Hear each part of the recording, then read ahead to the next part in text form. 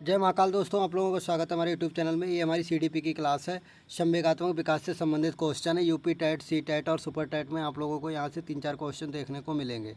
चलिए देखते हैं पहला क्वेश्चन। बच्चों के संवेगों के संदर्भ में निम्नलिखित में से कौन सा कथन सही नहीं है, मतलब कौन सा गलत है इसमें। तो कौन सा गलत है, इसका राइट आंसर क्या होगा हमारा। इसका राइट आंसर है हमारा वी। संवेगों में विस्थापन का गुण नहीं होता है। तो ये हमारा क्या है, ये गलत है। और ये सब हमारे सही हैं। पहला भी सही है और सी सही है और डी सही है, ये हमारे सही हैं और ये गलत है। कौन सा हमारा गलत है, वी गलत है ना। चलिए इसे थोड़ा विस्तार से समझते हैं। ये कथन कि संवेगों में विस्थापन का गुण नहीं होता है, गलत है। संवेगों की एक प्रमुख विशेषता विस्थापन है। इसका अर्थ है कि कभी कभी हम अपने संवेग जैसे गुस्सा को उसके वास्तविक स्रोतों पर प्रकट ना करके किसी अन्य सुरक्षित लक्ष्य पर निकाल देते हैं। उदाहरण के लिए दफ्तर में बॉस से डांट खाने के बाद घर आकर बच्चों पर चिल्लाना। संवेग प्रकृति में व्यक्तिगत होते हैं, दीपक का परिणाम होते हैं और इनकी अभिव्यक्ति हर व्यक्ति में भिन्न हो सकती है। लेकिन विस्थापन एक अहम हिस्सा है। विस्थापन क्या है, एक अहम हिस्सा है। चलिए क्वेश्चन नंबर अगला देखिए। किस मनोवैज्ञानिक का मानना है कि सभी प्रकार के संवेग मूल प्रवृत्तियों से उत्पन्न होते हैं। तो इसका राइट आंसर क्या है हमारा। इसका राइट आंसर हमारा डी, मैकडूगल के अनुसार, है ना। चलिए थोड़ा इसे विस्तार से समझते हैं। मैकडूगल ने क्या कहा है।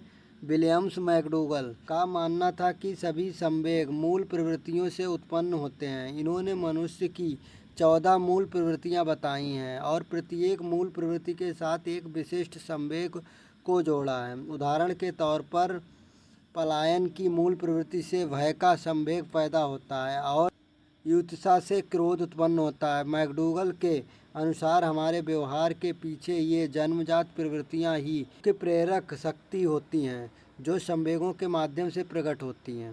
चलिए क्वेश्चन नंबर अगला देखिए। अभिकथन। शिक्षकों को कक्षा में प्रभावी संज्ञान सुनिश्चित करने के लिए बच्चों को संवेगात्मक सहारा देना चाहिए। कारण। संवेग व संज्ञान एक दूसरे से जटिल रूप से संबंधित हैं। तो इसका राइट आंसर क्या है हमारा। इसका राइट आंसर है हमारा वी। ए और आर दोनों सही हैं और ए की आर सही व्याख्या करता है। चलिए इसे थोड़ा विस्तार से समझते हैं। आपकी भावनाएं संवेग आपके संज्ञान में एक निश्चित भूमिका निभाती है। संज्ञान और संवेग मस्तिष्क के दो अलग अलग क्षेत्रों द्वारा नियंत्रित होते हैं। हाल के शोध के पता चला कि यह दोनों एक दूसरे के जटिल रूप से संबंधित हैं। शिक्षक का संवेगात्मक समर्थन छात्र की मनोवैज्ञानिक आवश्यकताओं को पूरा करता है और छात्र में सीखने की प्रेरणा को उत्तेजित करता है। अतः ए आर दोनों सही हैं। ए की आर सही व्याख्या करता है। ये क्वेश्चन नंबर अगला देखिए।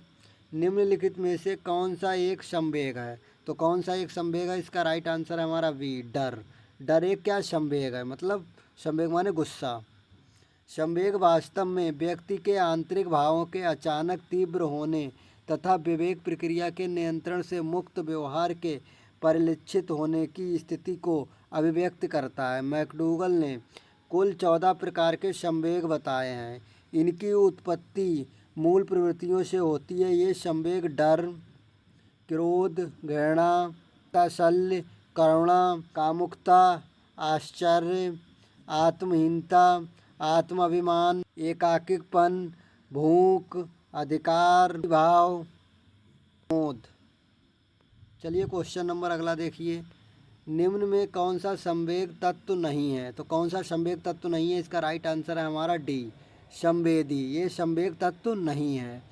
चलिए थोड़ा सा विस्तार से समझते हैं। संवेदी संवेग का तत्व नहीं है क्योंकि संवेग उत्पन्न होने पर प्राणी में दो स्तर पर परिवर्तन दिखाई देते हैं। पहला शारीरिक स्तर पर, दूसरा मानसिक स्तर पर। शारीरिक स्तर पर जल्दी जल्दी सांस लेना, रक्तचाप बढ़ना, आवाज़ में परिवर्तन आ जाना, अंग संचालन की गति में परिवर्तन जैसी क्रियाएं होती हैं। जबकि मानसिक स्तर पर विचार प्रक्रिया या तो स्थिर हो जाती है तथा या लुप्त प्राय हो जाती है। दूसरी ओर संवेदी क्रियाओं पर संवेग का कोई प्रत्यक्ष प्रभाव नहीं पड़ता। चलिए क्वेश्चन नंबर अगला देखिए। ये क्वेश्चन नंबर अगला देखिए, निम्नलिखित में से कौन सी परिस्थिति में बच्चे का संवेगात्मक एवं सामाजिक विकास अच्छे से होगा? तो किसमें होगा? इसका राइट आंसर हमारा ए, जब बच्चे को महत्वपूर्ण माना जाए, उसकी भावनाओं का सम्मान किया जाए। चलिए इसे थोड़ा विस्तार से समझते हैं। बच्चे का उचित सामाजिक एवं संवेगात्मक विकास के लिए आवश्यक है कि बच्चे को महत्वपूर्ण माना जाए, उसकी भावनाओं का सम्मान किया जाए, उचित वातावरण उपलब्ध कराया जाए। चलिए क्वेश्चन नंबर अगला देखिए, संवेगात्मक विकास को प्रभावित करने वाले कारक कौन से कारक हैं? ये सभी कारक हैं। शारीरिक स्वास्थ्य, मानसिक योग्यता, थकान, ये संवेगात्मक विकास को प्रभावित करते हैं। ये तीनों कारक हैं। चलिए इसे थोड़ा विस्तार से समझते हैं। संवेगात्मक विकास का तात्पर्य व्यवहारिक परिवर्तन से है।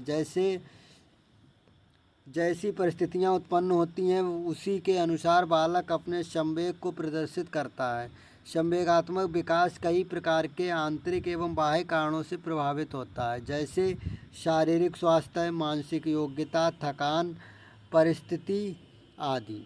चलिए क्वेश्चन नंबर अगला देखिए, निम्नलिखित में से कौन सा बच्चे के संवेगात्मक विकास के लिए सर्वाधिक उपयुक्त है? तो इसका राइट आंसर हमारा ये, कक्षा कक्ष का प्रजातांत्रिक परिवेश। चलिए इसे थोड़ा विस्तार से समझते हैं। बच्चों के संवेगात्मक विकास के लिए कक्षा कक्ष में प्रजातांत्रिक परिवेश का होना आवश्यक है, ताकि विद्यार्थी स्वतंत्रतापूर्वक अपने विचार, भावनाओं आदि को अभिव्यक्त कर सकें तथा शिक्षक से संकोच प्रश्न पूछ सकें। ना संकोच मतलब कोई डर ना हो और वो प्रश्न पूछ सकें। चलिए क्वेश्चन नंबर अगला देखते हैं। निम्नलिखित में से कौन सा कारक बच्चे के संवेगात्मक विकास को सबसे कम प्रभावित करने वाला है? तो कौन सा सबसे कम प्रभावित करने वाला है? इसका राइट आंसर हमारा डी, खेल कूद। चलिए इसे थोड़ा विस्तार से समझते हैं। बच्चों के संवेगात्मक विकास को सर्वाधिक प्रभावित करने वाला कारक पारिवारिक वातावरण, आर्थिक स्थिति तथा स्वास्थ्य है। खेल संवेगात्मक विकास को प्रभावित करता है परंतु महत्वपूर्ण कारक नहीं है, क्योंकि संवेगात्मक स्थिति के हिसाब से खेल का निर्धारण किया जाता है। खेल बालक में समायोजन एवं शारीरिक विकास का महत्वपूर्ण कारक है। चलिए सामाजिक विकास से संबंधित कुछ क्वेश्चंस हैं, इन्हें देखते हैं। अभिकथन क्या है? बच्चे किसी कार्य के परिणाम से यह निर्धारित करने की क्या वे अच्छे बुरे हैं, यह समझने की और प्रगति करते हैं। नियम और कानून नम्य हैं और बदले जा सकते हैं। कारण, कोलबर्ग के अनुसार बच्चे का नैतिक विकास निरंतर होता है, ना कि असतत। इसका राइट आंसर हमारा ए सही है लेकिन आर गलत है। चलिए थोड़ा इसे विस्तार से समझते हैं। सही विकल्प ए सही है लेकिन आर गलत है। लॉरेंस कोलबर्ग के नैतिक विकास के सिद्धांत के अनुसार बच्चे पूर्व पारंपरिक स्तर से पारंपरिक और उत्तर पारंपरिक स्तर की ओर बढ़ते हैं, जहां वे समझते हैं कि कानून और नियम सामाजिक समझौते हैं, उन्हें बदला जा सकता है। कोलबर्ग ने नैतिक विकास को चरणों में विभाजित किया है, जो आमतौर पर एक असतत या चरणबद्ध प्रक्रिया मानी जाती है, ना कि निरंतर। चलिए क्वेश्चन नंबर अगला देखते हैं। सामाजिक सांस्कृतिक विकास सिद्धांत किसके द्वारा प्रतिपादित किया गया है? तो किसके द्वारा प्रतिपादित किया गया? तो इसका राइट आंसर हमारा डी, वायोगॉस्की के अनुसार। चलिए इसे थोड़ा विस्तार से समझते हैं। सामाजिक सांस्कृतिक विकास सिद्धांत रूसी वैज्ञानिक लोवेन वायोगॉस्की द्वारा प्रतिपादित किया गया था। उनका मानना था कि बच्चे के संज्ञानात्मक विकास समाज और संस्कृति के साथ उनकी अंतःक्रिया पर निर्भर करता है। वायोगॉस्की ने समीपस्थ विकास का क्षेत्र, ZPD और जैसी महत्वपूर्ण प्रत्यय दिए। इनके अनुसार भाषा सामाजिक संपर्क का एक माध्यम है और सीखने की प्रक्रिया में बड़ों या अधिक जानकार व्यक्तियों की भूमिका अत्यंत महत्वपूर्ण होती है। समाज के बिना उच्च मानसिक प्रक्रियाओं का विकास संभव नहीं है।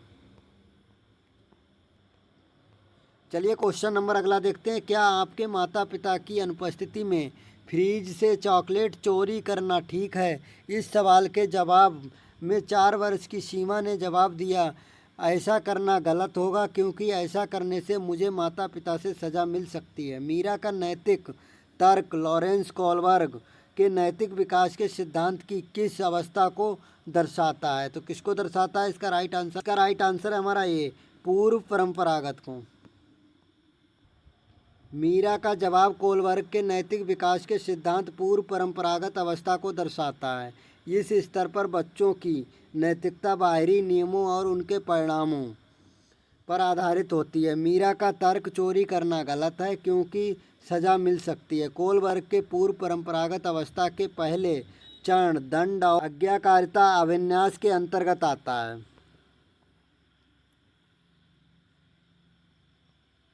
चलिए क्वेश्चन नंबर अगला देखते हैं। अभिकथन। बच्चे द्वारा बचपन अलग अलग संस्कृतियों में अलग अलग तरह से अनुभव किया जाता है। कारण, बच्चों का विकास सार्वभौमिक है। तो इसका राइट आंसर क्या है हमारा? इसका राइट आंसर हमारा सी, ए सही है लेकिन आर गलत है। चलिए थोड़ा विस्तार से समझते हैं। बाल्यावस्था या बचपन वह आयु होती है जिसमें बच्चे संस्कृति के बीच अंतर का अनुभव करते हैं और यह भी सीखते हैं कि विविध संस्कृति कैसे उनके जीवन को एक दूसरे से अलग बनाती है। अर्थात बच्चों द्वारा बचपन अलग अलग संस्कृतियों में अलग अलग तरह से अनुभव किया जाता है। बचपन के सामाजिक निर्माण के सिद्धांत में यह विचार शामिल है कि बचपन जीवन का एक अलग चरण है। अर्थात बच्चों का विकास गैर सार्वभौमिक है और यह अंतर सांस्कृतिक मतभेदों से अधीन है।